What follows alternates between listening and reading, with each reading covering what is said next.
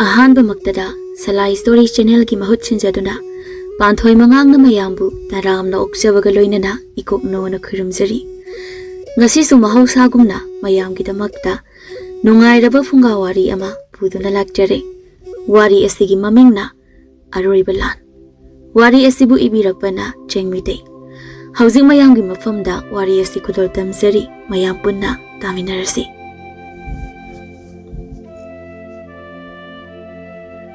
Maraibak mapuruk kidamak mikup ama phawba pothajaba phangjadraba yamna su naha oiriba akanba thauna phaba ningthau poraihanba ngasi su maraibak pu kannanabagi-damakta makuta thauraba thangja taretna saba thangsang adubu paiduna yeknaba singa lanfamda akanba maongda lan soknarami ningthau poraihanbagi landa heisingbada natana magi tamthiraba saklon adu ubada yeknaba lebaki ningthau khongsaldu kibana thak niklami hish Aina angang kalluriba koyum lebaki ningthau poraihanbasidi isam jamba asonba ningthau nattedana aigi asuk iyam khraba lanmi mayam asibu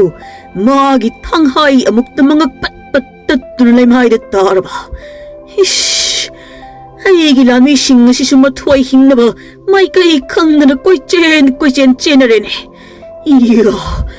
masidi yararoi aduna aigi tamthiraba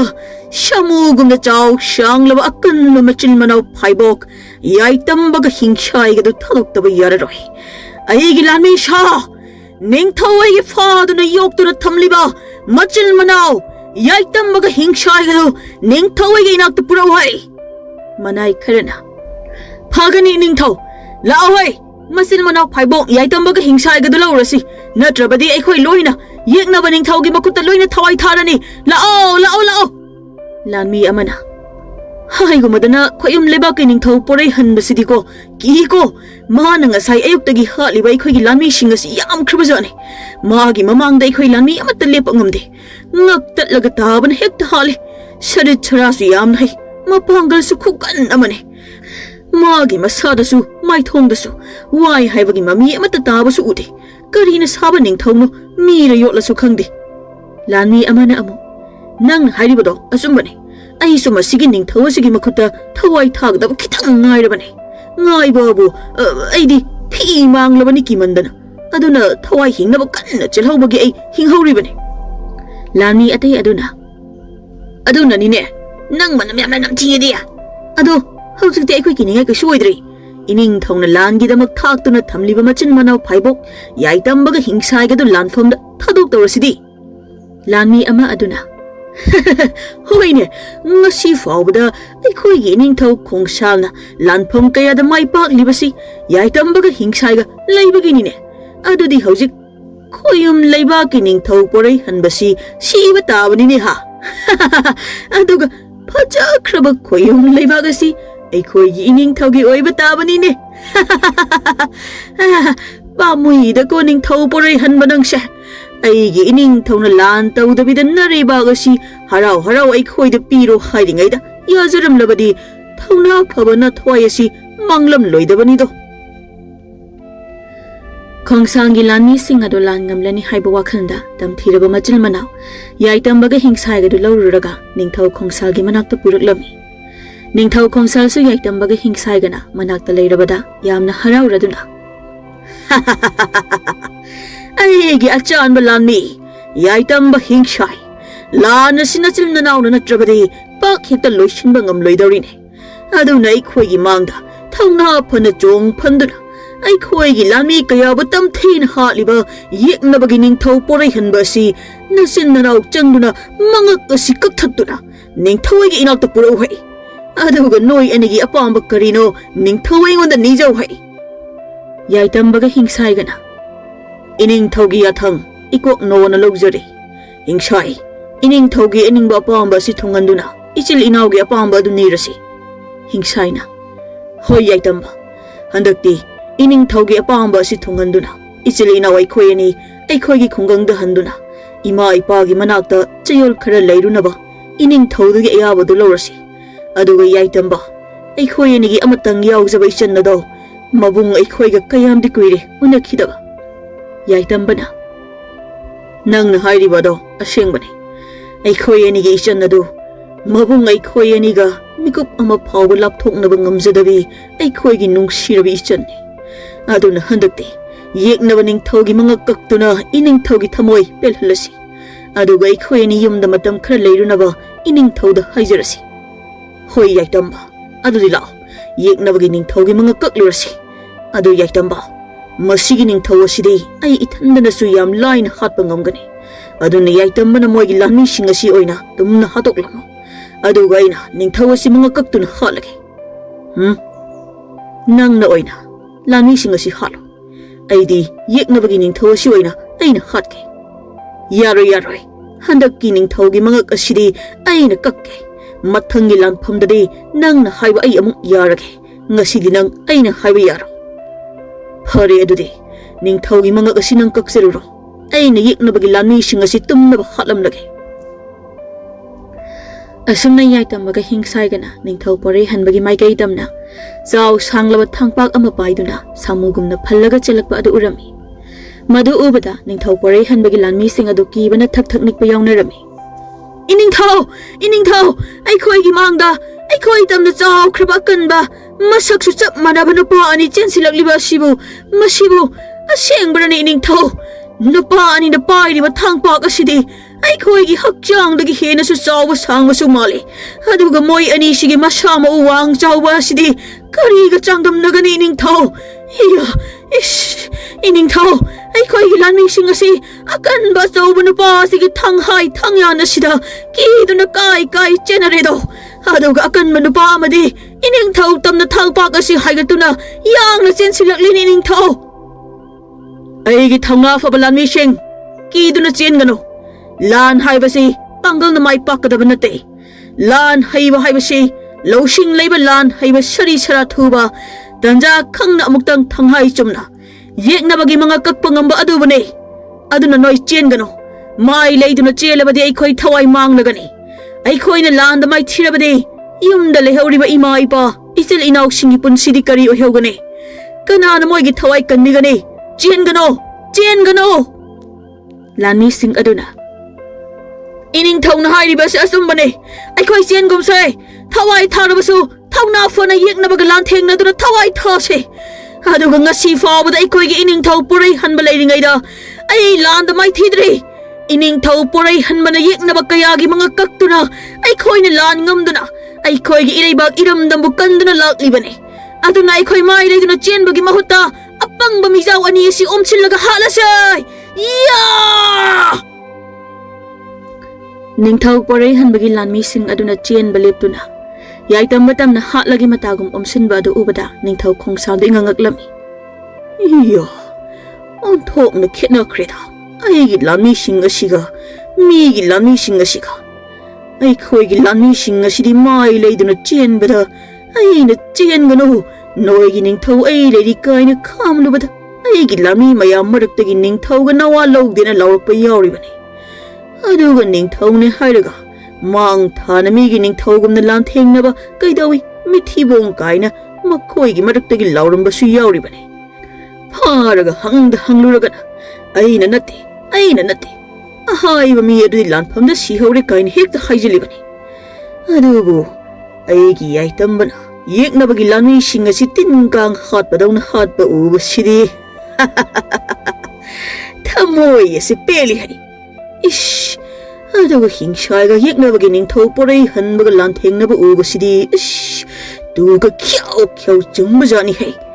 ish imai ningthau porei hanbasidi icham chamba ningthau naktedana aigi kan khraba chaw khraba hingsaina fawba hatpadi lairadana matu nama fawba sokpa ngamdrene sidi yarroi yaitamba numit tabana halagani nachil nanau changduna ningthau asi halune moigi lanmi singa sidi eigi lanmi singa thengna hangene iya changchillune yaitamba aduga eigi lanmi sha noi su handaka mai leiduna mithi bong dongna hek chelaba yeknabana hatrabasu aina soidna hatkani khangoi ningthau khongsalgi wadu tabada magi lanmi sing adu kiduna chenba leplami aduga onsinduna ningthau pore hanbagi lanmi singa akan mama ongda lan thengnarami ꯑꯗꯨꯒ ꯌꯥꯏꯇꯝꯕꯁꯨ ꯍꯤꯡꯁꯥꯒꯤ ꯃꯇꯦꯡ ꯄꯥꯡꯗꯨꯅ ꯅꯤꯡꯊꯧ ꯄꯣꯔꯩ ꯍꯟꯕꯒ ꯑꯀꯟꯕ ꯃꯑꯣꯡꯗ ꯂꯥꯟꯊꯦꯡꯅꯔꯝꯃꯤ꯫ ꯃꯤꯀꯨꯞ ꯈꯔꯒꯤ ꯃꯇꯨꯡꯗ ꯌꯦꯛꯅꯕ ꯑꯅꯤꯒꯤ ꯂꯥꯟꯃꯤꯁꯤꯡ ꯑꯗꯨ ꯆꯞ ꯆꯞ ꯂꯦꯞꯅꯗꯨꯅ ꯅꯤꯡꯊꯧ ꯄꯣꯔꯩ ꯍꯟꯕꯒ ꯃꯆꯤꯟ ꯃꯅꯥꯎ ꯌꯥꯏꯇꯝꯕꯒ ꯍꯤꯡꯁꯥꯏꯒ ꯃꯣꯏ ꯑꯍꯨꯝꯒꯤ ꯑꯀꯤꯕ ꯑꯉꯛꯄ ꯐꯪꯂꯕ ꯂꯥꯟ ꯑꯗꯨ ꯑꯣꯏꯅ ꯃꯌꯥ ꯀꯥꯗꯨꯅ ꯌꯦꯡꯗꯨꯅ ꯂꯩꯅꯔꯝꯃꯤ꯫ ꯑꯗꯨꯒ ꯃꯌꯥ ꯀꯥꯔꯒ ꯌꯦꯡꯕꯗꯨꯗ ꯅꯤꯡꯊꯧ ꯈꯣꯡꯁꯥꯜꯁꯨ ꯌꯥꯎꯔꯝꯃꯤ꯫ ꯍꯧꯖꯤꯛ ꯐꯥꯎꯕ ꯑꯩꯒꯤ ꯇꯝꯊꯤꯔꯕ ꯂꯥꯟꯃꯤ ꯌꯥꯏꯇꯝꯕꯒ ꯍꯤꯡꯁꯥꯏꯒꯅ ꯅꯤꯡꯊꯧ ꯄꯣꯔꯩ ꯍꯟꯕꯁꯤ ꯍꯥꯠꯄ ꯉꯝꯗ꯭ꯔꯤꯕꯀꯣ? ꯁꯤꯒꯤ ꯐꯤꯕꯝꯁꯤ ꯌꯧꯔꯕꯗꯤ ꯑꯩ ꯈꯔ ꯋꯥꯡꯕ ꯁꯥꯃꯨ ꯃꯊꯛꯇ ꯐꯝꯂꯒ ꯑꯣꯏꯅ ꯌꯦꯡꯂꯒꯦ꯫ ꯀꯔꯤꯒꯨꯝꯕ ꯍꯣꯔꯦꯟ ꯃꯥꯏꯊꯤꯒꯗꯕꯒꯤ ꯐꯤꯕꯝ ꯑꯣꯏꯔꯒꯗꯤ ꯐꯠ ꯂꯥꯎꯅ ꯆꯦꯟꯕꯁꯨ ꯅꯪꯕ, ꯌꯦꯛꯅꯕꯅ ꯏꯔꯥꯏ ꯂꯥꯏꯅ ꯂꯥꯟꯗꯥꯔꯛꯄꯁꯨ ꯉꯝꯂꯣꯏꯗꯕ, ꯑꯗꯨꯒ ꯑꯩꯈꯣꯏꯅ ꯃꯥꯏ ꯍꯦꯛ ꯄꯥꯛꯂꯒꯅ ꯂꯦꯞꯈꯠꯂꯒ ꯍꯧꯅ ꯍꯧꯅ ꯅꯣꯛꯄꯁꯨ ꯌꯥꯕ꯫ ꯑꯩ ꯁꯥꯃꯨ ꯃꯊꯛꯇ ꯀꯥꯎꯔꯒꯦ꯫ ꯌꯥꯏꯇꯝꯕꯅ, ꯍꯤꯡꯁꯥꯏ, ꯃꯁꯤꯒꯤ ꯅꯤꯡꯊꯧ ꯑꯁꯤꯗꯤ ꯃꯊꯧꯅꯥ ꯂꯩꯕ ꯃꯔꯩꯕꯥꯛꯀꯤꯗꯃꯛ ꯁꯤꯕ ꯀꯤꯗꯕ ꯅꯤꯡꯊꯧ ꯍꯥꯏꯕ ꯑꯗꯨꯅꯤ꯫ ꯑꯗꯨꯅ ꯏꯕꯥꯅꯤꯅ ꯐꯥꯎꯕ ꯃꯥꯕꯨ ꯃꯥꯏꯊꯤꯕ ꯄꯤꯕ ꯉꯝꯗ꯭ꯔꯦꯅꯦ꯫ ꯍꯤꯡꯁꯥꯏꯅ, ꯑꯁꯦꯡꯕꯅꯤ ꯌꯥꯏꯇꯝꯕ, ꯃꯤꯅ ꯍꯥꯏꯕꯗ ꯆꯨꯝꯃꯦ꯫ ꯈꯣꯌꯨꯝ ꯂꯩꯕꯥꯛꯀꯤ ꯅꯤꯡꯊꯧ ꯄꯣꯔꯩ ꯍꯟꯕꯁꯤ ꯃꯔꯩꯕꯥꯛ ꯅꯤꯡꯕ, ꯂꯥꯟꯗ ꯍꯩꯊꯣꯏ ꯁꯤꯡꯊꯣꯏꯕꯗ ꯅꯠꯇꯅ ꯃꯄꯥꯡꯒꯜ ꯀꯟꯕ ꯃꯔꯧꯁꯤꯡ ꯌꯥꯝꯅ ꯂꯩꯕ ꯅꯤꯡꯊꯧꯅꯤ ꯍꯥꯏꯅꯕꯗꯣ꯫ ꯑꯗꯨꯕꯨ ꯏꯕꯥꯅꯤꯗꯤ ꯏꯅꯤꯡꯊꯧꯒꯤ ꯑꯄꯥꯝꯕ ꯊꯨꯡꯍꯟꯗꯕ ꯌꯥꯗꯕꯅꯤ꯫ ꯑꯗꯨꯒ ꯏꯕꯥꯅꯤ ꯑꯩꯈꯣꯏꯒꯤ ꯏꯃꯥ ꯏꯄꯥ ꯏꯆꯟ ꯅꯨꯄꯤꯒꯤ ꯃꯅꯥꯛꯇ ꯌꯨꯝꯗ ꯍꯟꯗꯕ ꯌꯥꯗꯕꯅꯤꯅꯦ꯫ ꯑꯗꯨꯅ ꯌꯥꯏꯇꯝꯕ ꯅꯪꯅ ꯅꯤꯡꯊꯧ ꯑꯁꯤꯒꯤ ꯃꯁꯥꯗ ꯂꯥꯟꯗꯥꯁꯜꯂꯨ, ꯑꯩꯅ ꯃꯈꯣꯡꯗ ꯂꯥꯟꯗꯥꯗꯨꯅ ꯃꯀꯣꯛ ꯃꯃꯩ ꯉꯥꯎꯍꯟꯗꯨꯅ ꯅꯤꯡꯊꯧ ꯑꯁꯤ ꯍꯥꯠꯂꯁꯤ꯫ ꯍꯣꯏ ꯍꯤꯡꯁꯥꯏ, ꯍꯤꯡꯁꯥꯏ, ꯍꯤꯡꯁꯥꯏ, ꯃꯁꯥ ꯑꯁꯤ ꯑꯩꯒꯤ ꯊꯥꯡꯄꯥꯛ ꯑꯁꯤꯅ ꯁꯣꯛꯈ꯭ꯔꯦ꯫ ꯇꯟꯖꯥ ꯑꯁꯤ ꯃꯥꯡꯍꯟꯒꯨꯝꯁꯤ, ꯏꯕꯥꯅꯤ ꯆꯣꯡꯁꯤꯟꯗꯨꯅ ꯍꯥꯠꯂꯁꯤ ꯍꯥꯏ꯫ ꯅꯤꯡꯊꯧ ꯈꯣꯡꯁꯥꯜꯅ,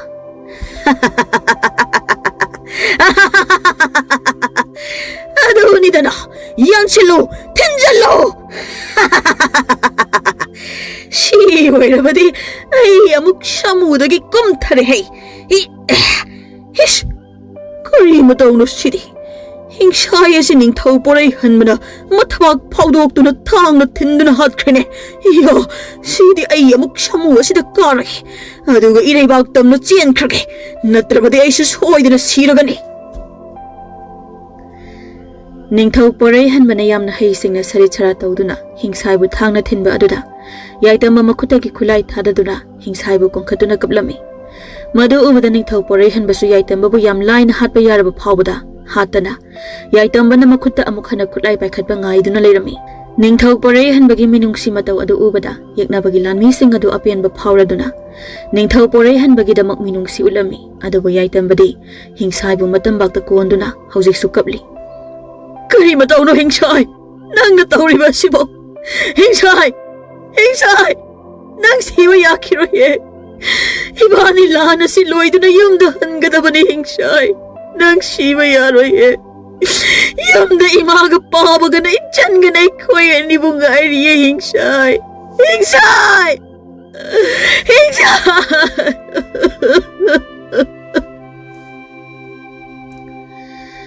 ꯍꯤꯡꯁꯥꯏꯅ ꯈꯣꯟꯖꯦꯜ ꯇꯞꯅ ꯅꯤꯡꯊꯧ ꯄꯣꯔꯩ ꯍꯟꯕꯗ ꯈꯨꯠ ꯂꯣꯟꯅꯗꯨꯅ ꯈꯣꯏꯔꯝꯃꯤ꯫ ꯑꯗꯨꯒ, ꯊꯥꯒꯠꯆꯔꯤ ꯏꯅꯤꯡꯊꯧ ꯄꯣꯔꯩ ꯍꯟꯕ, ꯑꯩꯒꯤ ꯅꯨꯡꯁꯤꯔꯕ ꯏꯌꯥꯝꯕ ꯌꯥꯏꯇꯝꯕꯕꯨ ꯈꯨꯠ ꯊꯥꯗꯨꯅ ꯑꯩꯒꯤ ꯑꯔꯣꯏꯕ ꯃꯤꯀꯨꯞ ꯈꯔꯁꯤ ꯄꯤꯕꯤꯕꯒꯤꯗꯃꯛ꯫ ꯌꯥꯏꯇꯝꯕ, ꯀꯔꯤꯒꯤ ꯀꯞꯂꯤꯕꯅꯣ? ꯀꯞꯀꯅꯣ, ꯅꯨꯄꯥ ꯃꯥꯟꯗꯦ꯫ ꯂꯥꯟꯐꯝ ꯍꯥꯏꯕꯁꯤꯗꯤ ꯁꯤꯕ ꯆꯪꯕ, ꯃꯥꯏ ꯄꯥꯛꯄ, ꯃꯥꯏꯊꯤꯕ ꯍꯥꯏꯕꯁꯤ ꯂꯦꯡꯗꯅ ꯂꯩꯔꯕꯅꯤ꯫ ꯑꯗꯨꯕꯨ ꯌꯥꯏꯇꯝꯕ, ꯑꯩꯗꯤ ꯉꯁꯤ ꯂꯥꯟꯐꯝ ꯑꯁꯤꯗ ꯃꯥꯏꯊꯤꯗꯨꯅ ꯊꯋꯥꯏ ꯊꯥꯔꯅꯤ ꯍꯥꯏꯕꯒꯤ ꯑꯀꯤꯕ, ꯅꯨꯡꯉꯥꯏꯇꯕ ꯀꯔꯤꯃꯠꯇ ꯂꯩꯇꯦ꯫ ꯑꯩꯗꯤ ꯍꯔꯥꯎꯔꯤꯕꯅꯤ꯫ ꯃꯔꯩꯕꯥꯛ ꯅꯤꯡꯕ, ꯃꯤꯅꯨꯡꯁꯤ ꯆꯥꯎꯔꯕ, ꯃꯇꯤꯛ ꯃꯊꯧꯅꯥ ꯂꯩꯕ ꯅꯤꯡꯊꯧ ꯄꯣꯔꯩ ꯍꯟꯕꯒ ꯑꯀꯟꯕ ꯃꯑꯣꯡꯗ ꯂꯥꯟꯊꯦꯡꯅꯗꯨꯅ ꯊꯋꯥꯏ ꯊꯥꯕ ꯐꯪꯖꯕꯁꯦ꯫ ꯋꯥꯍꯩ ꯑꯁꯤ ꯍꯥꯏꯔꯝꯂꯒ ꯍꯤꯡꯁꯥꯏ ꯃꯤꯠ ꯎꯏꯁꯤꯟꯈꯤꯔꯝꯃꯤ꯫ ꯌꯥꯏꯇꯝꯕꯅ, ꯑꯗꯨꯕꯨ ꯌꯨꯝꯗ ꯂꯩꯍꯧꯔꯤꯕ ꯏꯃꯥ ꯏꯄꯥ, ꯑꯩꯈꯣꯏꯒꯤ ꯅꯨꯡꯁꯤꯔꯕ ꯏꯆꯟꯗꯨꯅ ꯄꯥꯎ ꯑꯁꯤ ꯇꯥꯔꯒ ꯃꯣꯏꯒꯤ ꯊꯃꯣꯏꯗ ꯀꯔꯤ ꯑꯣꯏꯒꯅꯤ ꯍꯤꯡꯆꯥꯏ? ꯇꯥꯕ꯭ꯔꯣ ꯍꯤꯡꯆꯥꯏ? ꯑꯩꯅ ꯍꯥꯏꯔꯤꯕꯁꯤ ꯍꯤꯡꯆꯥꯏ, ꯍꯤꯡꯆꯥꯏ, ꯇꯥꯕ꯭ꯔꯣ? ꯇꯥꯕ꯭ꯔꯣ ꯍꯤꯡꯆꯥꯏ? ꯀꯔꯤꯒꯤꯅꯣ ꯅꯪ ꯅꯃꯤꯠ ꯎꯏꯁꯤꯟꯈ꯭ꯔꯤꯕ ꯑꯗꯣ ꯍꯤꯡꯆꯥꯏ? ꯍꯤꯡꯆꯥꯏ! ꯍꯤꯡꯆꯥꯏ! ꯍꯤꯡꯆꯥꯏ!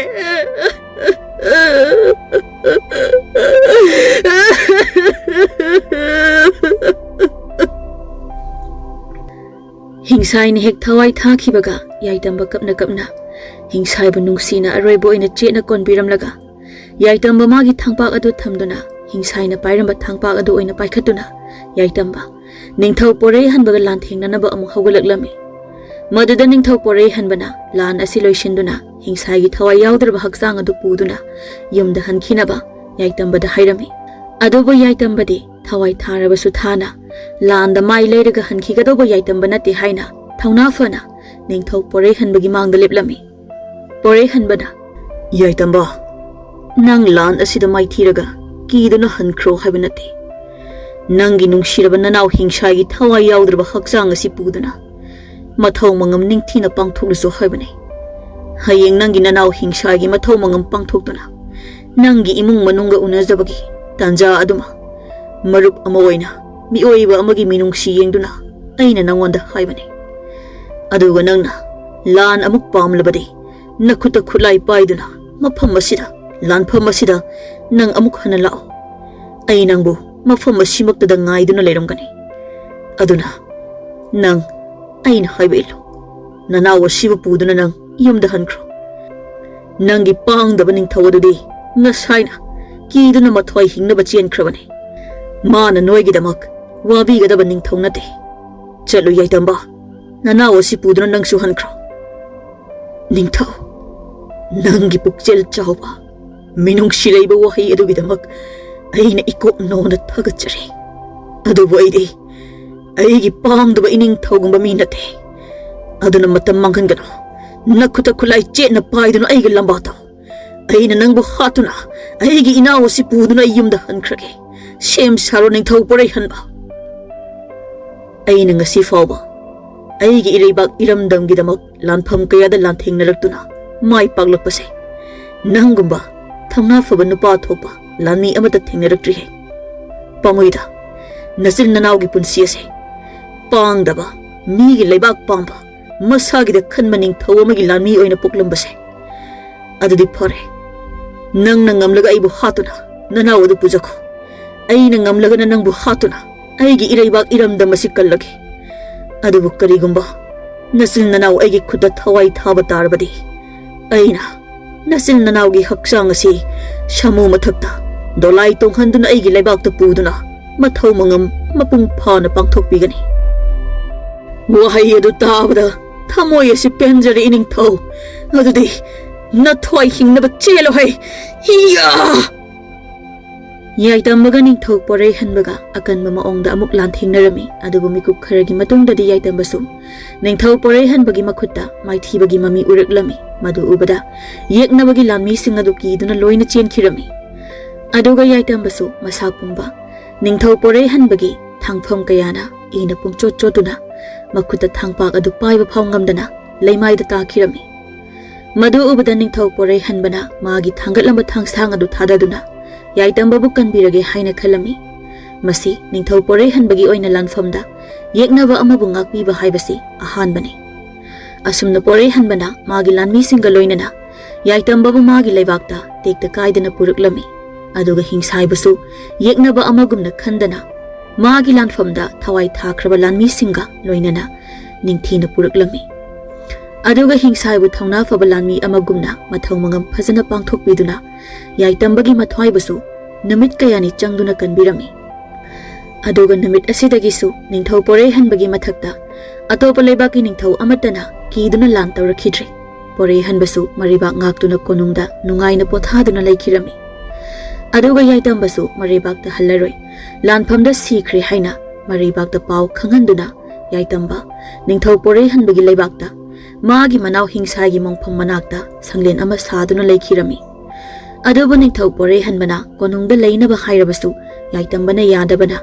porei hanba toina yaitambagi manakta laktuna awa ana wari sanaduna marup amagumna leiminarami asumna chahi kharagi matung noma ningthau porei hanbana magi marup amagumna tinajaba lami mari manga puduna magi marai bakta koiba oina yengsinba chatlami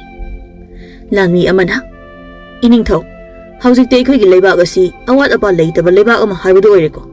masi pumba iningthaugi hotnajamangi mahainiko iningthauna ikhoigi leibak asibu thawai hakchang yauna ngak sinbiramdrabadi ikhoigi leibak ase ngasi migi makhada minai oina mikha ponna leiramgani lami amana amu malem sida ikhoigi iningthau gumba ningthaudi ani suna leiramloi leisu leirakhraroi ado iningthau waro bibadi yade lan su loikhre leibaga sisu ingna chingna palabanina haujikti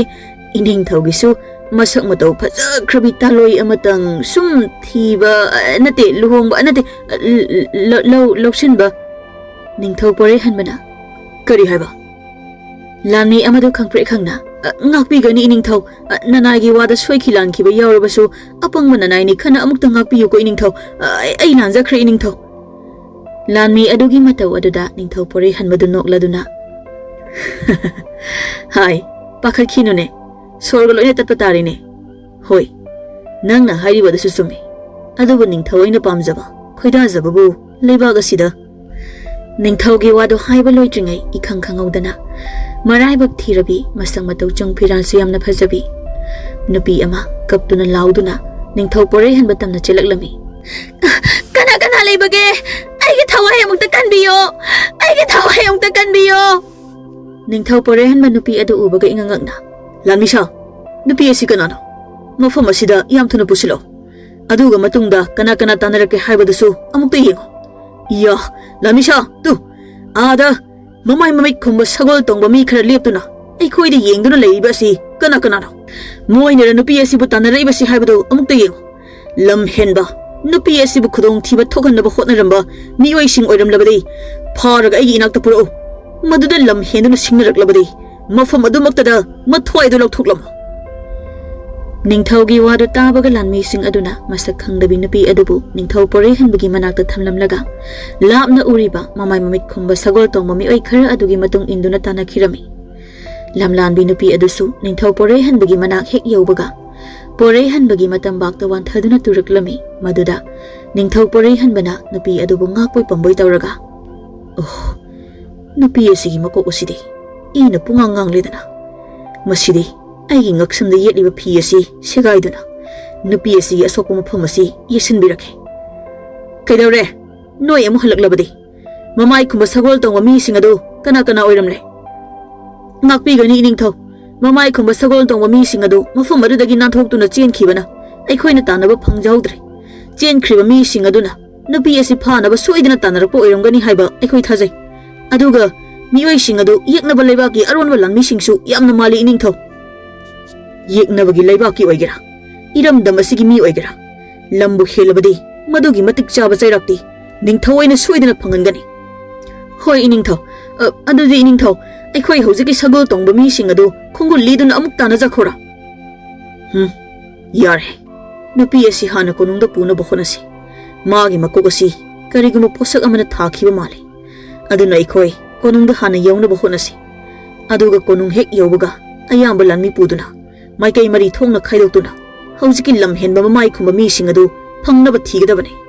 adudi chasi konung tamna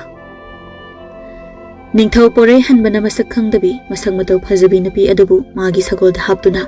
konung tamna lanmi sing aduga chatlami konung yaubaga nupi adubu amaiba amaibi kaudunasu ningthau pore hanbana layeng halami aduga lanmi singda mamai khumba mi sing adubusu thiba thadokhirami mikup kharagi matung masak khangdabi nupi adusu wakhal taraklami adubu wakhal taraklabasu ma kanano karaidagino haiba loina kaukhirami aduna ningthau pore hanbana nupi aduna magi hanagi punsida hanjilaktriba phawbade konungda thambada natana magi imung manung amadi magi maramda khangba haiba ngamba mida ningthauna mana pigani haina leibaktugi mafam khudingda paujil chalami aduga karigumba nupi asigi maramda oida padaba aranba pau puduna laklabadi ahakpa charak pigani haina su hairami asumna chayol khara haukhre Ningthau Poraihanbasu maraibak thirabi nupi adubu sum nungsiraklammi. Nupi adunasu Poraihanbabu mikup ama udabada koithi thizaba manakta leiragana harauzaba tawrammi. Adubu nongmadi ahal oirabi nupi ama konungda laklammi. Ahal aduna masak khangdabi nupi adugi mabokni hainasu ningthauda kaptuna taklammi. Aduga nupi asigi maming lamnganbi kawi magini haibada malem asida mabok manatana kana amata leijadre aduna masak khangdaba phattaba nupa nahasingna lamnganbibu ngaihak leitana phagadawi tawi hainasu wari lirami. Ahal aduna kaptuna tamba wari sing aduna ningthau Poraihanbanasu thajarami. Aduna ningthau Poraihanbana lamnganbiga ahal adugadu jana thaknaba amadi mafi marol mayam amaga loinana matam pumbada mabok masubu ngak senaba lanmi khara su pibirami. Asumna namit khara amuk haukre ningthau Poraihanbadu lamnganbiga lapnaraba matung hena nungsirakpa phauraduna lamnganbigi manakta chatlage khalingai lamnganbibu ngak seliba lanmi ama konungda laktuna ningthau Poraihanbada lamnganbigi maramda pau khara tamlami. Iningthau lamnganbidu iningthaugi minglenta solaga kaptuna leire konungda thinbiyu ai iningthaugi manakta leijagi haina mabokta ningai yamna tawi. Aduna aikhoidasu ngahak leitana konungda thinbiyu haina ningai tawi. Aikhoina maadi khungang ningol icham chamba nupini konungda chatuna iningthaubu hekta unaba yaba nate haiba wa khara hairubadagi magi kadagi hendana chayol ama pharakli leiribase magi mataw aduda phattanungda thoklabadi haina iningthauda paw asimatang tamjarugi haiduna nana ei lakjabani. Ha kari haiba nate noiba adum haina karigi hairuribano nate lamnganbidu maraibak thidana masagi haukraba punsi wari pumba ningsingba ngamdana leiriba aduda pangida ko noise iningthau asidi sagol tongdana chakhrene natraga iningthausu lamnganbibu nungsiraba jalo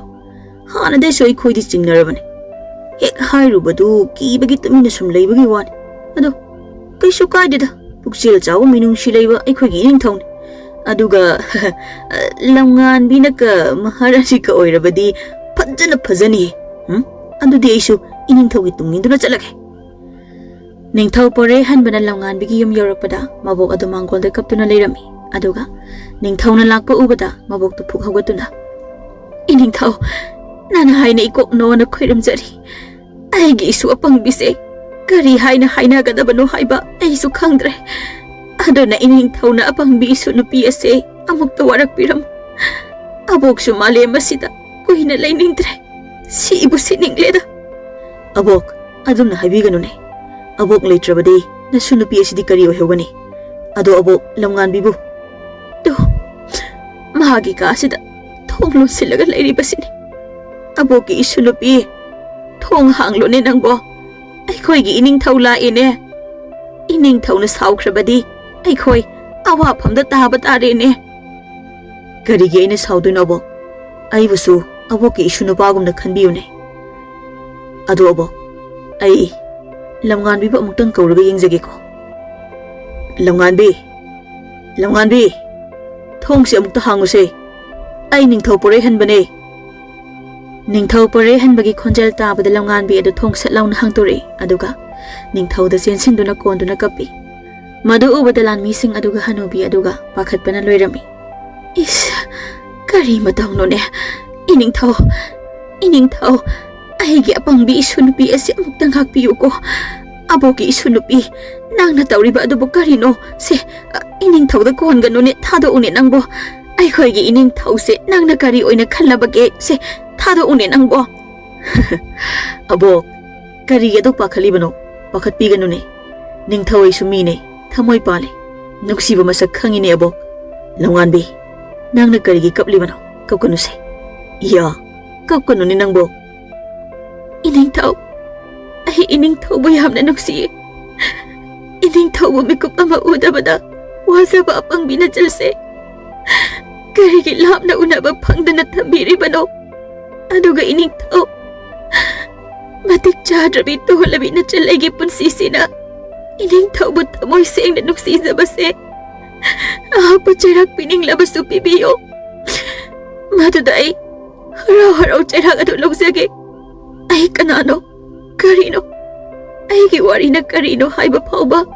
ningsing pangamdraba ina hingduna leiraga karibu kanagani aduna ꯏꯅꯤꯡꯊꯧꯕꯨ ꯃꯤꯀꯨꯞ ꯑꯃꯇꯪ ꯑꯣꯏꯔꯕꯁꯨ ꯊꯃꯣꯏ ꯁꯦꯡꯅ ꯅꯨꯡꯁꯤꯖꯔꯝꯂꯒ ꯏꯅꯤꯡꯊꯧꯒꯤ ꯃꯈꯨꯠꯇ ꯅꯣꯛꯅ ꯅꯣꯛꯅ ꯊꯋꯥꯏ ꯊꯥꯖꯈꯤꯒꯦ꯫ ꯃꯗꯨ ꯌꯥꯔꯣꯏꯅꯦ ꯏꯁꯨ ꯅꯨꯄꯤ, ꯑꯩꯗꯤ ꯀꯃꯥꯏꯅ ꯇꯧꯅꯤ? ꯂꯩꯕꯥꯛ ꯃꯤꯌꯥꯝ ꯈꯪꯅꯔꯛꯂꯕꯗꯤ ꯏꯅꯤꯡꯊꯧꯒꯤ ꯃꯤꯡꯆꯠ ꯊꯤꯍꯧꯔꯅꯤꯅꯦ ꯅꯪꯕꯣ꯫ ꯄꯣꯔꯩꯍꯟꯕꯅ ꯂꯝꯉꯥꯟꯕꯤꯒꯤ ꯃꯀꯣꯛꯇ ꯅꯨꯡꯁꯤꯅ ꯅꯥꯟꯊꯔꯗꯨꯅ, ꯐꯔꯦ ꯑꯗꯨꯗꯤ ꯀꯩꯁꯨ ꯂꯩꯇꯕ ꯅꯪꯅ ꯂꯩꯕꯥꯛ ꯑꯁꯤꯒꯤ ꯅꯤꯡꯊꯧ ꯑꯃꯕꯨ ꯊꯃꯣꯏ ꯁꯦꯡꯅ ꯅꯨꯡꯁꯤꯕꯒꯤꯗꯃꯛ ꯅꯤꯡꯊꯧ ꯄꯣꯔꯩꯍꯟꯕ ꯑꯩꯅꯁꯨ ꯂꯝꯉꯥꯟꯕꯤ ꯅꯪꯕꯨ ꯑꯩꯒꯤ ꯄꯨꯟꯁꯤꯒꯤ ꯈꯣꯡꯂꯣꯏ ꯑꯣꯏꯗꯨꯅ ꯂꯩꯕꯥꯛ ꯑꯁꯤꯒꯤ ꯃꯍꯥꯔꯥꯅꯤ ꯑꯃꯒꯤ ꯃꯤꯡꯊꯣꯜ ꯑꯗꯨ ꯍꯥꯞꯆꯕ ꯇꯥꯔꯦ꯫ ꯑꯗꯨ ꯑꯣꯏꯔꯕꯗꯤ ꯏꯕꯥꯅꯤꯒꯤ ꯃꯔꯛꯇ ꯀꯩꯁꯨ ꯂꯩꯇꯕ ꯑꯋꯥꯡ ꯑꯅꯦꯝꯒꯤ ꯃꯔꯤ ꯑꯗꯨ ꯂꯩꯔꯔꯣꯏ꯫ ꯍꯥꯏꯌꯨ ꯂꯝꯉꯥꯟꯕꯤ, ꯅꯤꯡꯊꯧꯒꯤ ꯋꯥ ꯑꯁꯤ ꯅꯪ ꯌꯥꯅꯤꯡꯕ꯭ꯔꯥ? ꯂꯝꯉꯥꯟꯕꯤ ꯏꯀꯥꯏ ꯅꯨꯡꯁꯤꯅ ꯍꯣꯏ ꯍꯥꯏꯅ ꯌꯥꯔꯝꯃꯤ꯫ ꯑꯗꯨꯒ ꯂꯝꯉꯥꯟꯕꯤꯒꯤ ꯃꯕꯣꯛꯁꯨ ꯌꯥꯝꯅ ꯍꯔꯥꯎꯖꯔꯝꯃꯤ꯫ ꯑꯗꯨꯒ ꯅꯤꯡꯊꯧ ꯄꯣꯔꯩꯍꯟꯕꯒ ꯂꯝꯉꯥꯟꯕꯤꯒ ꯂꯨꯍꯣꯡꯗ꯭ꯔꯤꯕ ꯐꯥꯎꯕꯗꯤ ꯂꯝꯉꯥꯟꯕꯤꯒꯤ ꯌꯨꯝꯗ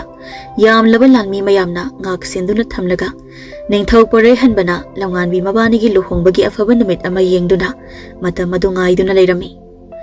ꯄꯥꯎ ꯑꯁꯤ ꯂꯩꯕꯥꯛ ꯁꯤꯟꯕ ꯊꯨꯡꯅ ꯈꯪꯕꯗ ꯅꯠꯇꯅ ꯄꯣꯔꯩꯍꯟꯕꯒꯤ ꯃꯔꯨꯞ ꯑꯣꯏꯔꯤꯕ ꯌꯥꯏꯇꯝꯕꯕꯨꯁꯨ ꯅꯤꯡꯊꯧ ꯄꯣꯔꯩꯍꯟꯕꯅ ꯆꯠꯇꯨꯅ ꯍꯥꯏꯔꯝꯃꯤ꯫ ꯄꯥꯎ ꯑꯁꯤ ꯇꯥꯕꯗ ꯌꯥꯏꯇꯝꯕꯁꯨ ꯑꯗꯨꯛꯀꯤ ꯃꯇꯤꯛ ꯍꯔꯥꯎꯔꯝꯃꯤ꯫ ꯑꯗꯨꯒ ꯄꯣꯔꯩꯍꯟꯕꯒ ꯂꯝꯉꯥꯟꯕꯤꯒꯁꯨ ꯇꯣꯏꯅ ꯎꯅꯔꯝꯃꯤ꯫ ꯑꯗꯨꯕꯨ ꯆꯌꯣꯜ ꯈꯔꯒꯤ ꯃꯇꯨꯡ ꯂꯝꯉꯥꯟꯕꯤꯒ ꯄꯣꯔꯩꯍꯟꯕꯒ ꯂꯨꯍꯣꯡꯒꯗꯕ ꯍꯌꯦꯡꯇ ꯉꯥꯏꯔꯕ ꯀꯥꯟꯒꯤ ꯑꯍꯤꯡ ꯑꯗꯨꯗ ꯀꯣꯅꯨꯡꯗ ꯂꯥꯟꯃꯤ ꯑꯃ ꯌꯥꯝ ꯊꯤꯅ ꯁꯣꯛꯇꯨꯅ ꯆꯦꯜꯂꯛꯂꯝꯃꯤ꯫ ꯑꯗꯨꯒ ꯅꯤꯡꯊꯧ ꯄꯣꯔꯩꯍꯟꯕꯗ, ꯏꯅꯤꯡꯊꯧ ꯌꯦꯛꯅꯕꯅ ꯏꯈꯪ ꯈꯪꯍꯧꯗꯅ ꯑꯩꯈꯣꯏꯗ ꯂꯥꯟꯗꯥꯔꯛꯇꯨꯅ ꯑꯩꯈꯣꯏꯒꯤ ꯂꯥꯟꯃꯤ ꯄꯨꯝꯕ ꯇꯝꯊꯤꯅ ꯂꯣꯏꯅ ꯍꯥꯠꯈ꯭ꯔꯦ꯫ ꯑꯗꯨꯒ ꯄꯣꯔꯩꯍꯟꯕꯅ ꯌꯥꯝꯅ ꯄꯥꯈꯠꯅ, ꯑꯗꯨꯒ ꯀꯔꯤꯅꯣ? ꯃꯈꯥ ꯇꯧ ꯂꯥꯟꯃꯤ꯫ ꯀꯅꯥ ꯂꯩ? ꯑꯁꯣꯛꯄ ꯂꯥꯟꯃꯤ ꯑꯁꯤ ꯑꯅꯥ ꯂꯥꯌꯦꯡꯁꯪꯗ ꯌꯥꯝ ꯊꯨꯅ ꯄꯨ꯫ ꯍꯦ ꯇꯥꯏꯕꯪ ꯁꯤꯡꯕ ꯃꯄꯨ, ꯃꯔꯥꯏꯕꯛ ꯊꯤꯖꯔꯕꯤ ꯑꯩꯒꯤ ꯂꯝꯉꯥꯟꯕꯤꯒ ꯑꯕꯣꯛꯀꯗꯣ ꯇꯦꯛꯇ ꯀꯥꯏꯗꯅ ꯊꯝꯕꯤꯔꯝꯃꯨꯀꯣ꯫ ꯊꯋꯥꯏ ꯂꯧꯒꯦꯁꯨ ꯑꯩꯒꯤ ꯑꯣꯏꯅ ꯂꯧꯕꯤꯌꯨ꯫ ꯃꯣꯏ ꯑꯅꯤꯒꯤ ꯊꯋꯥꯏꯇꯗꯤ ꯀꯟꯕꯤꯔꯝꯃꯨꯀꯣ꯫ ꯂꯥꯟꯃꯤ ꯈꯔꯅ, ꯑꯁꯣꯛꯄ ꯂꯥꯟꯃꯤꯗꯣ ꯅꯣꯏ ꯑꯃ ꯑꯅꯤꯅ ꯄꯨꯈ꯭ꯔꯣ, ꯑꯩꯈꯣꯏꯅ ꯏꯅꯤꯡꯊꯧꯒꯤ ꯃꯇꯨꯡ ꯏꯟꯅꯁꯦ꯫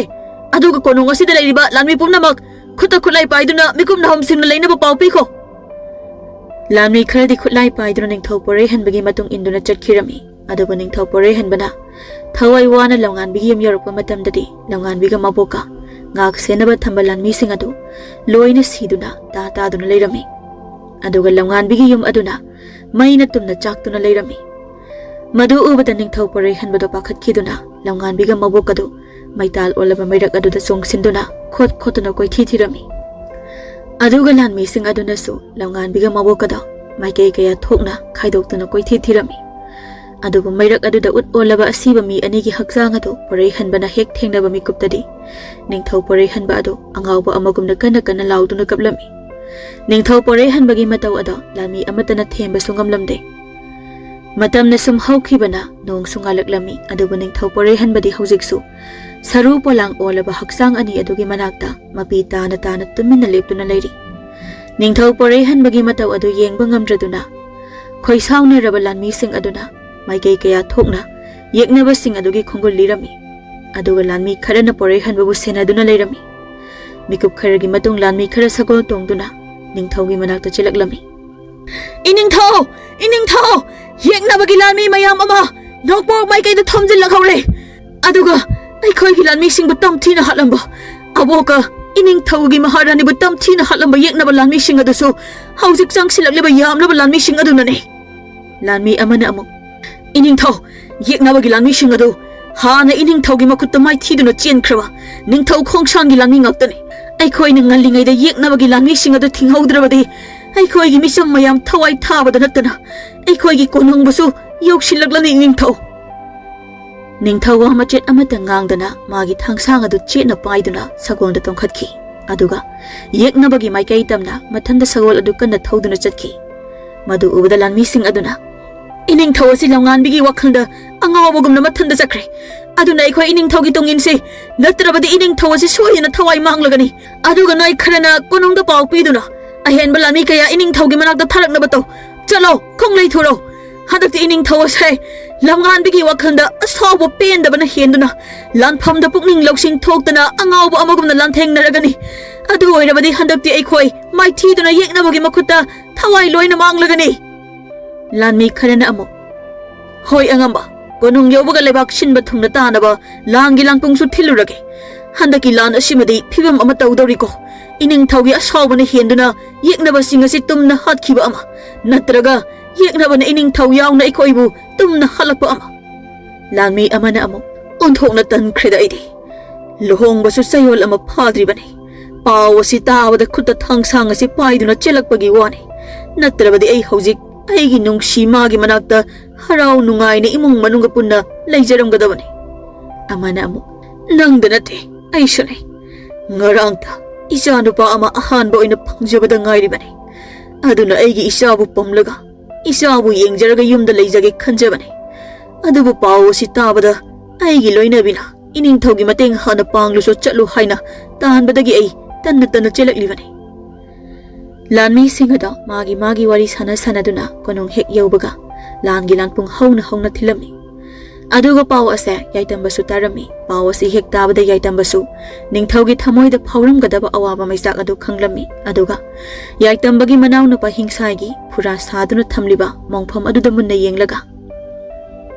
ꯏꯌꯥꯝꯕꯒꯤ ꯏꯅꯥꯎ ꯍꯤꯡꯁꯥꯏ ꯅꯌꯥꯝꯕ ꯉꯁꯤꯗꯤ ꯅꯪꯕꯨ ꯃꯤꯀꯨꯞ ꯈꯔ ꯅꯊꯟꯇ ꯊꯝꯂꯝꯗꯕ ꯌꯥꯗ꯭ꯔꯦ ꯉꯁꯤꯗꯤ ꯄꯨꯛꯆꯦꯜ ꯆꯥꯎꯔꯕ ꯊꯃꯣꯏ ꯁꯦꯡꯕ ꯑꯩꯒꯤ ꯃꯔꯨꯞ ꯅꯤꯡꯊꯧ ꯄꯣꯔꯩꯍꯟꯕꯒꯤ ꯃꯇꯦꯡ ꯄꯥꯡꯂꯨꯗꯕ ꯌꯥꯗ꯭ꯔꯦ ꯅꯪ ꯅꯌꯥꯝꯕꯕꯨ ꯋꯥꯔꯧꯒꯅꯨꯀꯣ ꯑꯩ ꯌꯥꯝ ꯊꯨꯅ ꯏꯅꯥꯎꯒꯤ ꯃꯅꯥꯛꯇ ꯑꯃꯨꯛ ꯂꯥꯛꯀꯅꯤꯀꯣ ꯑꯗꯨꯕꯨ ꯉꯁꯤꯗꯤ ꯃꯤꯒꯤ ꯂꯝ ꯌꯥꯝꯅ ꯄꯥꯝꯕ ꯃꯤꯒꯤ ꯅꯨꯡꯉꯥꯏꯕ ꯍꯔꯥꯎꯕꯕꯨ ꯎꯔꯒ ꯀꯜꯂꯛꯄ ꯊꯨꯒꯥꯏꯒꯦꯇ ꯈꯟꯕ ꯑꯩꯈꯣꯏꯒꯤ ꯐꯠꯈꯤꯗ꯭ꯔꯕ ꯅꯤꯡꯊꯧ ꯈꯣꯡꯁꯥꯜ ꯑꯁꯦ ꯅꯌꯥꯝꯕ ꯑꯩꯅ ꯋꯥꯔꯛꯆꯔꯝꯕ ꯇꯥꯔꯦ ꯑꯗꯨꯕꯨ ꯑꯩꯈꯣꯏ ꯑꯅꯤꯒꯤ ꯏꯃꯥ ꯏꯄꯥ ꯑꯗꯨꯒ ꯅꯨꯡꯁꯤꯔꯕ ꯏꯆꯟ ꯊꯝꯕꯥꯜꯕꯨ ꯃꯐꯝ ꯑꯁꯤꯗ ꯅꯪꯒꯤ ꯅꯅꯥꯛꯇ ꯄꯨꯔꯛꯂꯒꯦ ꯃꯇꯝ ꯑꯗꯨ ꯐꯥꯎꯕꯗꯤ ꯅꯪ ꯅꯌꯥꯝꯕ ꯑꯩꯕꯨ ꯉꯥꯏꯔꯝꯃꯨꯀꯣ ꯍꯤꯡꯁꯥꯏ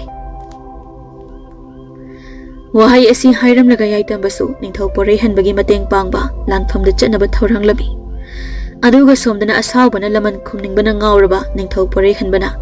ꯌꯦꯛꯅꯕꯒꯤ ꯂꯥꯟꯃꯤꯁꯤꯡꯒꯤ ꯃꯊꯛꯇ ꯃꯩꯒꯤ ꯆꯤꯡ ꯄꯣꯈꯥꯏꯗꯨꯅ ꯇꯥꯁꯤꯟꯗꯨꯅ ꯑꯉꯛꯄ ꯐꯪꯅ ꯌꯦꯛꯅꯕ ꯀꯌꯥ ꯍꯥꯠꯂꯝꯃꯤ ꯃꯗꯨ ꯎꯕꯗ ꯌꯦꯛꯅꯕꯒꯤ ꯅꯤꯡꯊꯧ ꯈꯣꯡꯁꯥꯜꯗꯨ ꯀꯤꯕꯅ ꯊꯛ ꯅꯤꯛꯇꯨꯅ ꯁꯥꯃꯨ ꯃꯊꯛꯇ ꯇꯣꯡꯗꯨꯅ ꯂꯥꯟꯃꯤ ꯃꯌꯥꯝ ꯑꯃꯒ ꯂꯥꯞꯅ ꯌꯦꯡꯗꯨꯅ ꯂꯩꯔꯝꯃꯤ ꯅꯤꯡꯊꯧ ꯈꯣꯡꯁꯥꯜꯅ ꯀꯔꯤ ꯃꯇꯧꯅꯣ ꯉꯁꯤ ꯑꯩꯅ ꯎꯔꯤꯕ ꯃꯇꯧ ꯑꯁꯤꯕꯨ ꯆꯍꯤ ꯀꯌꯥ ꯆꯪꯅ ꯁꯅꯥ ꯂꯨꯄꯥ ꯃꯅꯤ ꯃꯨꯛꯇꯥꯒꯨꯝꯅ ꯂꯪꯗꯨꯅ ꯂꯩꯔꯤꯕ ꯈꯨꯌꯨꯝ ꯂꯩꯕꯥꯛ ꯑꯁꯤ ꯑꯩꯒꯤ ꯑꯣꯏꯅꯕ ꯍꯥꯏꯗꯨꯅ ꯂꯥꯂꯣꯡ ꯀꯌꯥ ꯁꯦꯝꯗꯨꯅ ꯃꯁꯤꯒꯤ ꯅꯤꯡꯊꯧ ꯄꯣꯔꯩꯍꯟꯕ ꯑꯁꯤ ꯍꯥꯠꯀꯦ ꯍꯥꯏꯅ ꯊꯧꯔꯥꯡꯂꯛꯂꯤꯕ ꯑꯁꯤ ꯍꯟꯗꯛꯁꯨ ꯑꯃꯨꯛ ꯃꯥꯏꯊꯤꯗꯨꯅ ꯑꯩꯕꯨ ꯆꯦꯜꯂꯒꯗ꯭ꯔꯅꯦ ꯑꯩꯅꯗꯤ ꯆꯍꯤ ꯈꯔ ꯇꯨꯃꯤꯟꯅ ꯂꯩꯁꯤꯜꯂꯒ ꯂꯥꯟꯒꯤ ꯂꯥꯂꯣꯡ ꯀꯌꯥ ꯁꯦꯝꯗꯨꯅ ꯃꯥꯒꯤ ꯈꯨꯌꯨꯝ ꯂꯩꯕꯥꯛꯇ ꯑꯩꯒꯤ ꯃꯤ ꯀꯌꯥ ꯃꯤꯆꯝ ꯁꯥꯗꯨꯅ ꯃꯣꯏꯒꯤ ꯃꯤ ꯃꯥꯜꯍꯜꯂꯒ ꯊꯥꯗꯣꯛꯇꯨꯅ ꯊꯝꯂꯤꯕꯅꯤ ꯑꯗꯨꯒ ꯍꯟꯗꯛꯇꯤ ꯑꯩꯅ ꯁꯣꯏꯗꯅ ꯃꯥꯏ ꯄꯥꯛꯂꯒꯅꯤ ꯅꯤꯡꯊꯧ ꯄꯣꯔꯩꯍꯟꯕ ꯑꯁꯤ ꯋꯥꯈꯜ ꯌꯥꯎꯗꯕ ꯑꯉꯥꯎꯕ ꯑꯃꯒ ꯃꯥꯟꯅꯔꯝꯒꯅꯤ ꯃꯄꯥꯡꯒꯜꯁꯨ ꯌꯥꯎꯔꯝꯃꯔꯣꯏ ꯀꯥꯏꯅ ꯈꯜꯂꯨꯔꯒ ꯃꯥꯗꯤ ꯍꯥꯟꯅꯗꯒꯤ ꯁꯔꯨꯛ ꯆꯥꯝꯃ ꯍꯦꯟꯅ ꯀꯟꯗꯨꯅ ꯁꯥꯗꯧꯅ ꯇꯧ ꯂꯩꯔꯝꯃꯤꯗꯅ ꯅꯠꯇꯦ ꯃꯥꯕꯨ ꯑꯩꯅ ꯃꯃꯥꯡꯒꯤ ꯂꯥꯟꯗ ꯃꯊ꯭ꯋꯥꯏ ꯊꯥꯈ꯭ꯔꯕ ꯃꯆꯤꯜ ꯃꯅꯥꯎ ꯌꯥꯏꯇꯝꯕꯒ ꯍꯤꯡꯁꯥꯏꯒ ꯃꯣꯏ ꯑꯅꯤꯒꯤ ꯑꯃꯠꯇ ꯉꯥꯏꯔꯕ ꯊꯝꯕꯥꯜꯅꯨ ꯑꯗꯨ ꯈꯨꯌꯨꯝ ꯂꯩꯕꯥꯛꯁꯤꯗ ꯂꯝꯉꯥꯟꯕꯤ ꯁꯥꯗꯨꯅ ꯅꯤꯡꯊꯧ ꯄꯣꯔꯩꯍꯟꯕꯁꯤ ꯃꯥꯒꯤ ꯅꯨꯡꯁꯤꯂꯥꯡꯗ ꯊꯨꯍꯟꯗꯨꯅ ꯉꯥꯎꯍꯜꯂꯨꯀ ꯍꯥꯏꯕꯗꯨ ꯉꯥꯎꯍꯟꯗ꯭ꯔꯕ ꯖꯥꯠꯂꯥ ꯑꯩꯅꯗꯤ ꯂꯝꯉꯥꯟꯕꯤ ꯑꯁꯤ ꯁꯤꯔꯕꯗꯤ ꯅꯤꯡꯊꯧ ꯄꯣꯔꯩꯍꯟꯕꯁꯤ ꯂꯝꯉꯥꯟꯕꯤꯒꯤ ꯅꯨꯡꯁꯤ ꯋꯥꯈꯜꯗ ꯋꯥꯈꯜ ꯍꯛꯆꯥꯡ ꯄꯨꯝꯕ ꯁꯣꯛꯊꯗꯨꯅ ꯃꯈꯨꯠꯇ ꯊꯥꯡ ꯐꯥꯎꯕ ꯄꯥꯏꯕ ꯉꯝꯂꯔꯣꯏ ꯀꯥꯏꯅ ꯈꯜꯂꯨꯔꯒ ꯁꯤꯗꯤ ꯑꯩꯒꯤ ꯈꯨꯌꯨꯝ ꯂꯩꯕꯥꯛ ꯂꯧꯕꯒꯤ ꯋꯥꯈꯜꯁꯤ ꯃꯄꯣꯛꯁꯤꯃꯒꯤ ꯑꯣꯏꯗꯧꯕ ꯃꯥꯟꯗ꯭ꯔꯦꯗ ꯅꯤꯡꯊꯧ ꯈꯣꯡꯁꯥꯜꯅ ꯁꯥꯃꯨ ꯃꯊꯛ ꯑꯗꯨꯗ ꯐꯝꯗꯨꯅ ꯅꯤꯡꯊꯧ ꯄꯣꯔꯩꯍꯟꯕꯅ ꯃꯥꯒꯤ ꯂꯥꯟꯃꯤꯁꯤꯡ ꯃꯊꯪ ꯍꯜꯂꯛꯄꯗꯨ ꯌꯦꯡꯗꯨꯅ ꯌꯥꯝ ꯀꯤꯅ ꯂꯩꯔꯝꯃꯤ ꯑꯗꯨꯒ ꯄꯣꯔꯩꯍꯟꯕꯁꯨ ꯌꯦꯛꯅꯕꯒꯤ ꯂꯥꯟꯃꯤꯁꯤꯡ ꯑꯗꯣ ꯃꯊꯪ ꯍꯥꯠꯇꯨꯅ ꯅꯤꯡꯊꯧ ꯈꯣꯡꯁꯥꯜ ꯇꯝꯅ ꯁꯨꯝ ꯆꯪꯁꯤꯜꯂꯛꯑꯝꯃꯤ ꯃꯗꯨꯗ ꯏꯈꯪ ꯈꯪꯍꯧꯗꯅ ꯆꯨꯡ ꯐꯤꯔꯥꯜ ꯆꯥꯔꯕꯤ ꯃꯃꯥꯏ ꯈꯨꯝꯗꯨꯅ ꯃꯃꯤꯠꯇꯃꯛ ꯐꯥꯠꯄꯤ ꯅꯨꯄꯤ ꯑꯃ ꯁꯒꯣꯜ ꯇꯣꯡꯗꯨꯅ ꯅꯤꯡꯊꯧ ꯄꯣꯔꯩꯍꯟꯕ ꯇꯝꯅ ꯁꯨꯝ ꯆꯪꯂꯛꯂꯝꯃꯤ ꯃꯗꯨ ꯎꯔꯨꯕꯗ ꯅꯤꯡꯊꯧ ꯄꯣꯔꯩꯍꯟꯕꯗꯨ ꯃꯤꯠꯐꯝ ꯍꯣꯡꯕ ꯉꯝꯗꯅ ꯌꯦꯛꯅꯕꯒꯤ ꯂꯥꯟꯃꯤꯁꯤꯡ ꯑꯗꯨꯒ ꯂꯥꯟꯊꯦꯡꯅꯕꯗ ꯑꯋꯥꯕ ꯑꯃꯁꯨꯡ ꯑꯣꯏꯔꯛꯂꯝꯃꯤ ꯀꯅꯥꯅꯣ ꯑꯩ ꯇꯝꯅ ꯁꯒꯣꯜ ꯇꯣꯡꯗꯨꯅ ꯃꯊꯟꯇ ꯆꯪꯂꯛꯂꯤꯕꯤ ꯅꯨꯄꯤ ꯑꯁꯦ ꯃꯥꯒꯤ ꯁꯑꯣꯡꯁꯗ ꯃꯤꯠꯌꯦꯡ ꯅꯥꯌꯦꯡ ꯑꯁꯤꯗꯤ ꯑꯩꯒꯤ ꯂꯝꯉꯥꯟꯕꯤꯕꯨ ꯑꯣꯏꯔꯤꯕ꯭ꯔꯥ ꯑꯣꯏꯕ ꯇꯥꯔꯕꯗꯤ ꯀꯔꯤꯒꯤ ꯃꯥꯅ ꯌꯦꯛꯅꯕꯒꯤ ꯃꯥꯏꯀꯩꯗꯒꯤ ꯃꯈꯨꯠꯇ ꯊꯥꯡꯁꯥꯡ ꯑꯁꯤ ꯄꯥꯏꯗꯨꯅ ꯑꯩꯒꯤ ꯃꯥꯏꯀꯩ ꯇꯝꯅ ꯆꯪꯂꯛꯂꯤꯕꯅꯣ ꯅꯤꯡꯊꯧ ꯈꯣꯡꯁꯥꯜꯅ ꯊꯝꯕꯥꯜꯅꯨ ꯑꯁꯤ ꯇꯥꯟ ꯆꯥꯅ ꯆꯪꯈꯤꯗ Yengone ningthau porai hanba asi kai nong shagumna thongna yamna pharambadu haujikti thambalnu ubadagi haudong ana abugumna leikrene ai gi lanwi sa yekna bagi ningthau porai hanba asi koichulune handak ma haptaba sungya yadabani ne ai gi lalong chumle lem na mang loi dori poirai hanbagi lanmi sing aduna ai khoi gi ining thau asi kanse yekna bagi lanmi sing ne ining thau bu koisin na ba honarak le lao ining thau kanse lamngan bina ning thau porai hanbagi manak hek yaubaga mapi mara cheladuna ngasidi nangbu hatuna ai gi ibung anigi laman singlage do porai hanbana lamngan bigi khonjel adu hek tabaga nang ai gi lamngan bi hayo nang ai gi lamngan bi natra karigi mai da mai khum duna ai bu awaba hena piribano mai khum adu hangto ai nang bu mit pen amuk te yengjage nang na soyangam yaudana leiri haibase asumba khanglabadi ai lana si toktuna hankrage lamngan bi nangi mai khum adu lokthune lamngan bina mamai da khumliba phidu lokthokladuna ai nangi lamngan bi nate ai di mabung anina nungsina luna thambiba thambanu ne ngasi aina lakliba asina ai gi ibung anigi laman singbani nangi ibung anigi laman haibade nangi nakhutmakna minungsi leitana happy khraba ai gi ibung yai tambaga hingsai gado nang kaurabra ai moi anigi amata ngairaba machanpi thambanu ne aduga nangi na lamngan bi sem saro na thoi do mangna ba mikup amatanga ngai bi kholamngan bi aduga ai gi wahang kharagi pakhumbu supiram nong manangna nakokte ina pungang ngangladuna ai gi inakta thawai kanbi haina chelakhibaduna karino aduga haukraba punsi wari kayabu kauksinaduna ai gi thamoida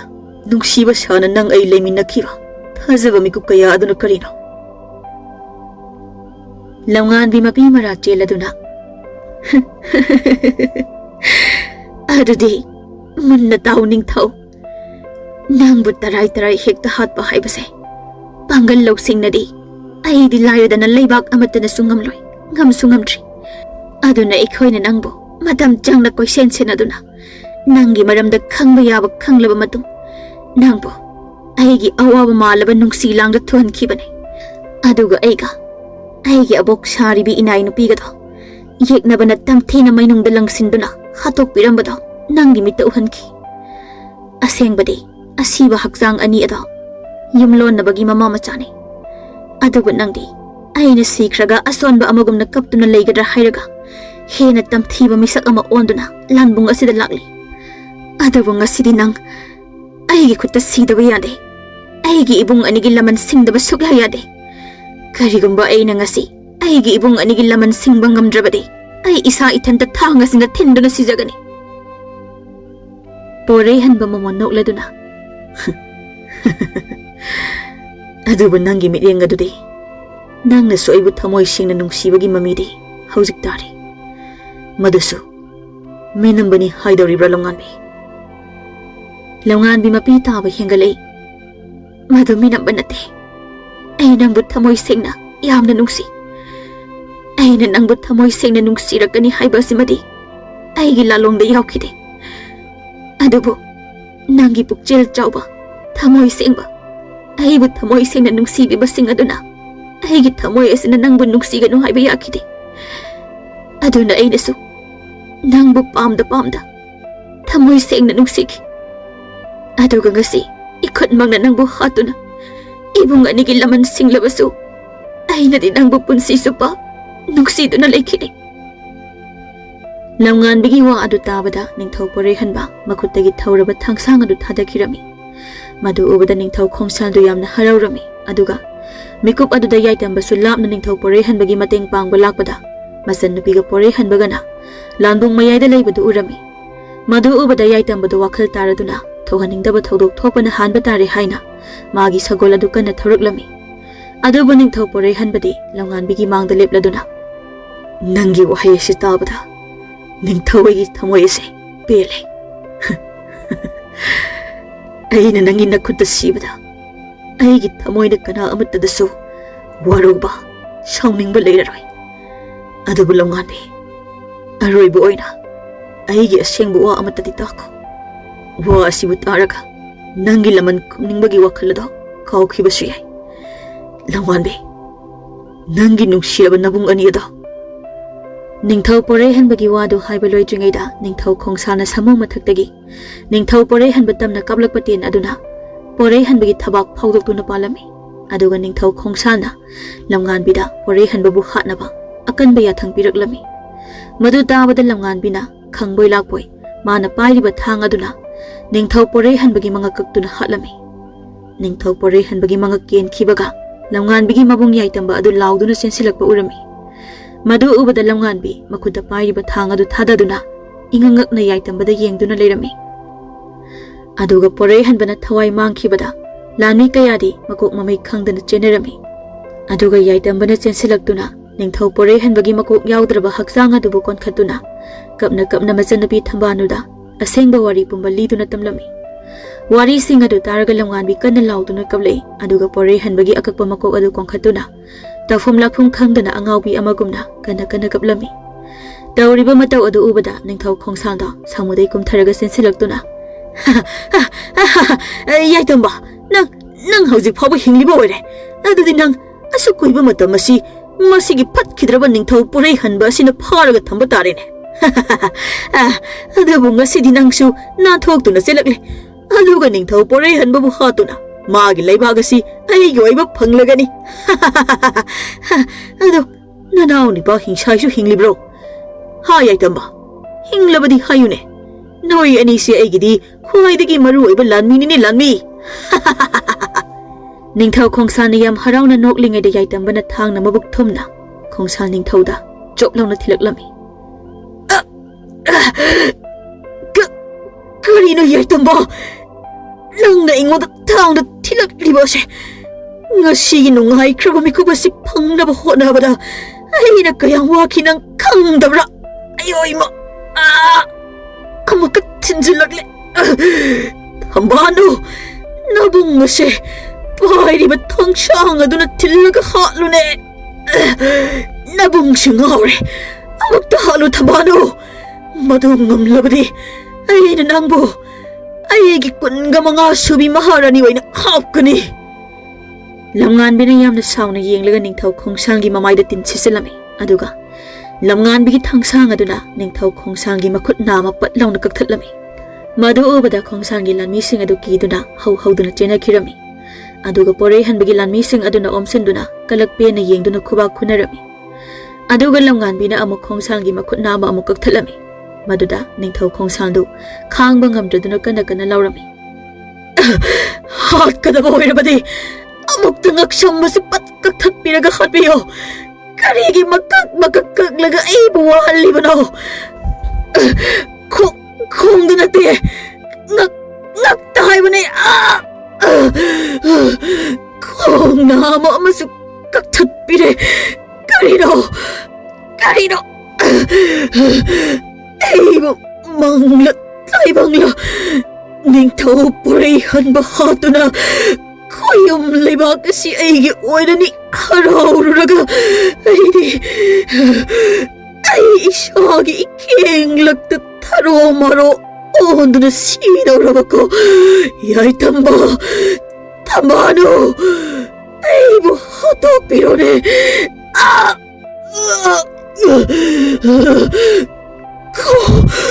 ꯈꯣꯡ ꯑꯅꯤꯃꯛ ꯀꯛꯊꯠꯄꯤꯔꯦ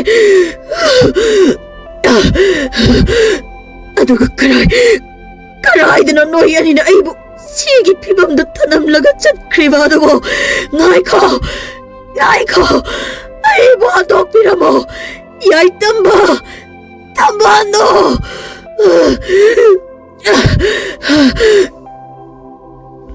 ꯅꯤꯡꯊꯧ ꯈꯣꯡꯁꯥꯜꯗꯣ ꯃꯈꯣꯡ ꯃꯈꯨꯠ ꯑꯃꯠꯇ ꯌꯥꯎꯗꯅ E ꯅꯥꯏ ꯃꯔꯛꯇ ꯁꯤꯕ꯭ꯔꯥ ꯁꯤꯗ ꯍꯤꯡꯕ꯭ꯔꯥ ꯍꯤꯡꯗ ꯊꯔꯣ ꯃꯔꯣ ꯑꯣꯟꯗꯨꯅ ꯂꯥꯎꯗꯨꯅ ꯂꯩꯍꯧꯏ ꯑꯗꯨꯒ ꯌꯥꯏꯇꯝꯕꯒ ꯊꯝꯕꯥꯅꯨꯒꯅ ꯅꯤꯡꯊꯧ ꯄꯣꯔꯩꯍꯟꯕꯒꯤ ꯃꯁꯥꯒ ꯃꯀꯣꯛ ꯑꯗꯨ ꯄꯨꯗꯨꯅ ꯄꯣꯔꯩꯍꯟꯕꯒꯤ ꯂꯩꯕꯥꯛ ꯀꯣꯅꯨꯡꯗ ꯍꯜꯂꯛꯂꯝꯃꯤ ꯑꯗꯨꯒ ꯆꯌꯣꯜ ꯑꯃꯒꯤ ꯃꯇꯨꯡ ꯅꯤꯡꯊꯧ ꯈꯣꯡꯁꯥꯜꯗꯣ ꯁꯥ ꯀꯩꯅ ꯆꯥꯗꯨꯅ ꯁꯤꯍꯩꯗꯅ ꯁꯤꯈꯤꯔꯝꯃꯤ ꯂꯩꯕꯥꯛ ꯑꯗꯨꯒꯤ ꯃꯤꯌꯥꯝꯅ ꯌꯥꯏꯇꯝꯕꯕꯨ khoyum leibaki ningthau oinasu haplami. Asumna chahi ama hokre. Yaitambana mama mapabu manakta puraktuna khoyum leibaki ningthau oiduna porei hanbagi leibakbu yam phajana ngak senduna yeknaba kayadagisu ngak selami. Aduga yaitambana ningthau porei hanbagi sanagi chawraba mitam amasu saduna konungda chawna khilami. Madugi matung nongmati thambanusu ningthau porei hanbagi wakhalda nongma nongmagi ningamdaba nungsiba maichangna helakpana porei hanbana thawai thakhiba lanpham mafam aduda laklami. Aduga ningthau porei hanbabu kapna nungsina kauraduna thambanusu masa mathanda thangna thinduna thawai thakhirami. Thambanuna porei hanbagi damak thawai thakhibada yaitambagi wakhal thamoi pumba kairami. Adugo leibak miyamgi khallaga marup porei hanbagi khallaga yaitamba thauna phana khoyum leibakbu amuk hana ngak senduna afaba leibak ama amuk semgatlami. Adugo leibak miyamna thambanusu sanagi mitam semduna ningthau porei hanbagi manakta khinbi khirami.